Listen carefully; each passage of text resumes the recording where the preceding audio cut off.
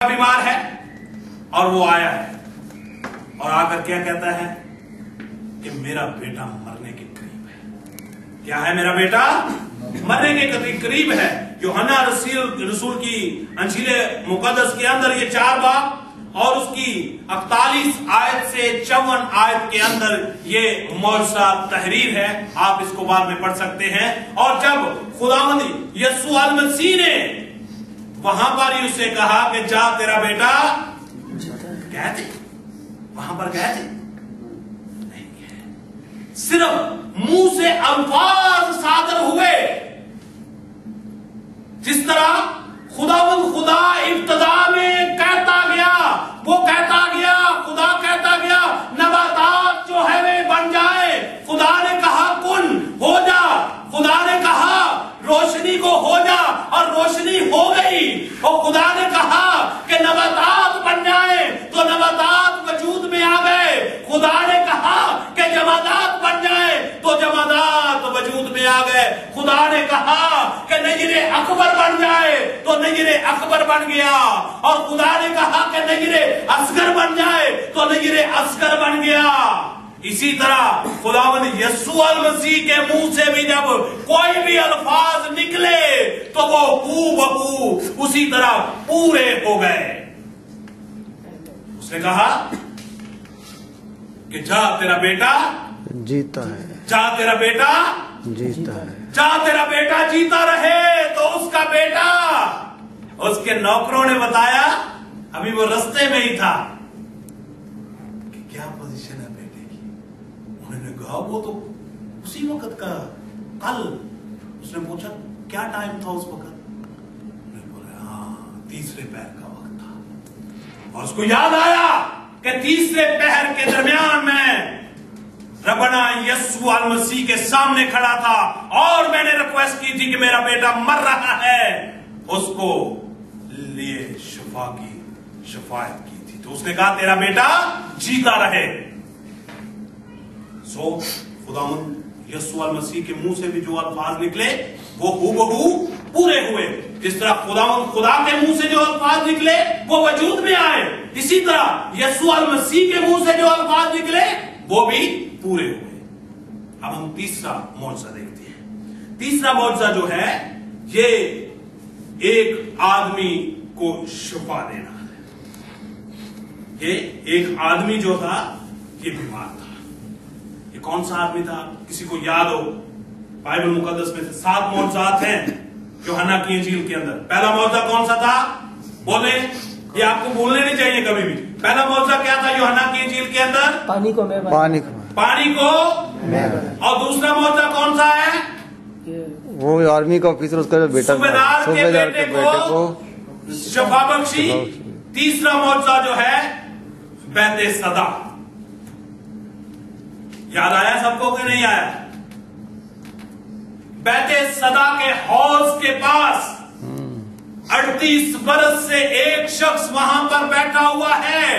इस इंतजार में है कि जब पानी हिलाया जाए तो उस पे से जब कोई पहले उतर जाता था तो वो क्या कर जाता था? शिफा हासिल कर जाता था। और उसके साथ कोई मददगार नहीं। जब तक वो करीब पहुंचता उस वक्त तक फरिश्ता पानी हिलाकर चला जाता था।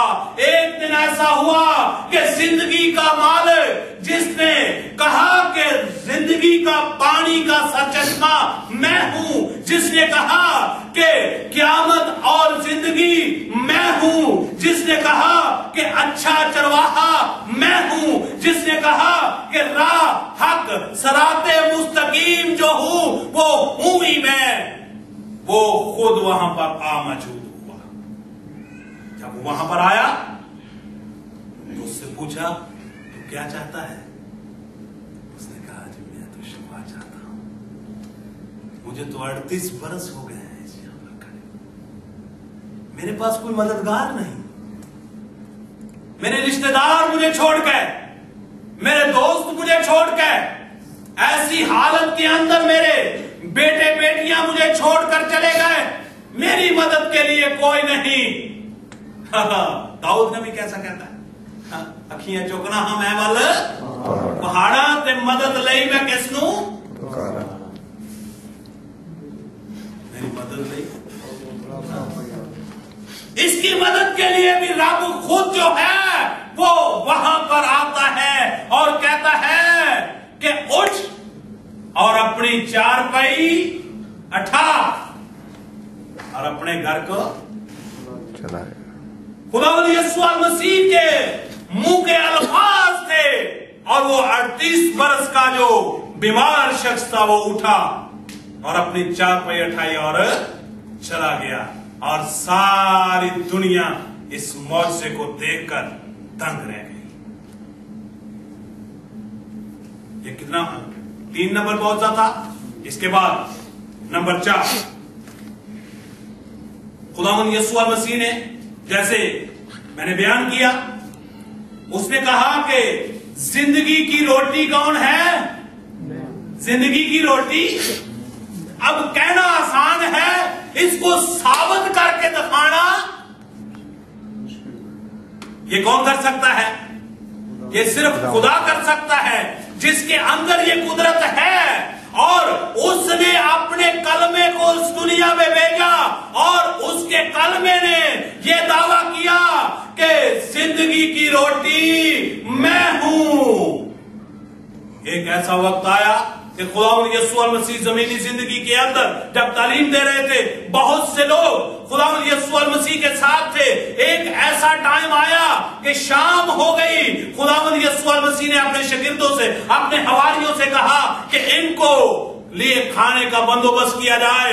अब एक दूसरे से कहते हैं कि ऐ खुदावंद, इनके लिए तो इतने पैसे हो तो वो भी कम है, इनके लिए इतनी रोटियां हो तो वो भी कम है। वो दोनों सारे जो हैं 12 के 12 एस्टीमेट लगाते हैं। कोई कहता है इतना खर्चा आएगा, कोई कहता है इतनी रोटियां लानी पड़ेगी, कोई कहता है इतनी देखें पकानी पड़ेगी। लेकिन मेरे मसीहा ने उनसे कहा तुम्हारे पास क्या है? कहते हैं जी हमारे पास तो कुछ भी नहीं, एक बच्चा है, उसके पास क्या है जी? बोले 5 रोटियां 2 मछली। कितनी रोटियां? 5 रोटियां हैं और 2 मछलियां हैं। मेरा मसीहा कहता है उनको लेकर मेरे पास आओ। जब आते हैं तो उनको जब हाथ में पकड़ता है और कहता है मैं तेरा शुक्र करता हूं, और शुक्रगुजारी के साथ कहता है कि ये अब देने शुरू कर दो, लोगों को लाइनों में बैठा दो। और कलाम हमें बताता है कि 5000 लोगों को जिंदगी की रोटी जो थी, जिंदगी की रोटी का मतलब ये है कि ये जो जिस्मानी खुराक है, इस रोटी की बात हो रही थी। सो खुदा ने उस वीरान जगह के ऊपर जहां पे कुछ भी मौजूद नहीं था, खुदा ने उन लोगों को जिंदगी की रोटी खिलाई। उनकी जिंदगी की जो जरूरियात थी, रोटी और मछली, वो उनको खिलाई। और लिखा है कि 7 टोकरे बाकी बच भी गए। Hallelujah hallelujah. सो उसके बाद 5वां मौजज़ा खुदावंद यीशु मसीह ने पानी के ऊपर चलकर अपने शागिर्दों के पास किया।